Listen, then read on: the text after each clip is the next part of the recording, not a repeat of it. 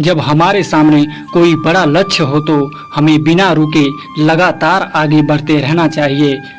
अगर रास्ते में छोटी छोटी सफलताएं मिलती भी हैं तो हमें रुकना नहीं चाहिए, वरना हम लक्ष्य से भटक जाते हैं। ये बात हम रामायण से समझ सकते हैं।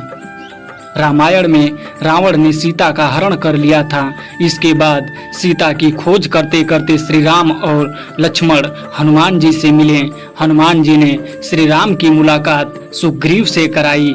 उस समय सुग्रीव को उसके बड़े भाई बाली ने राज्य से निकाल दिया था। उसकी पत्नी को भी अपने पास ही रख लिया था।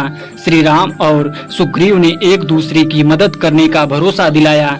श्री राम ने बाली को मारकर किष्किंधा का राजा सुग्रीव को बनाकर अपना वादा निभाया। सुग्रीव को बरसों बाद राज्य और स्त्री का संग मिला था। अब वो पूरी तरह से राज्य को भोगने और स्त्री सुख में लग गया। तब वर्षा ऋतु भी शुरू हो चुकी थी। भगवान श्री राम और लक्ष्मण एक पर्वत पर गुफा में निवास कर रहे थे। वर्षा ऋतु निकल गई, आसमान साफ हो गया। श्री राम को अब भी इंतजार था कि सुग्रीव आएंगे और सीता की खोज शुरू हो जाएगी, लेकिन सुग्रीव पूरी तरह से राग रंग और उत्सव मनाने में डूबे हुए थे। सुग्रीव को ये याद भी नहीं रहा कि श्री राम से किया वादा पूरा करना है।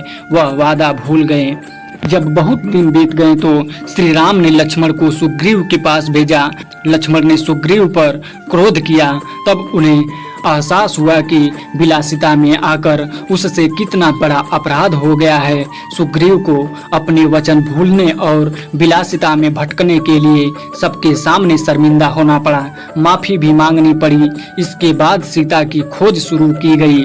रामायण के इस प्रसंग की सीख है कि छोटी सी सफलता के बाद अगर हम कहीं ठहर जाते हैं, उत्सव मनाने लगते हैं तो मार्ग से भटकने का डर रहता है। कभी भी छोटी छोटी सफलताओं को अपने ऊपर हावी ना होने दें। अगर हम छोटी या प्रारंभिक सफलताओं में उलझ कर रह जाएंगे तो कभी बड़े लक्ष्य को हासिल नहीं कर पाएंगे।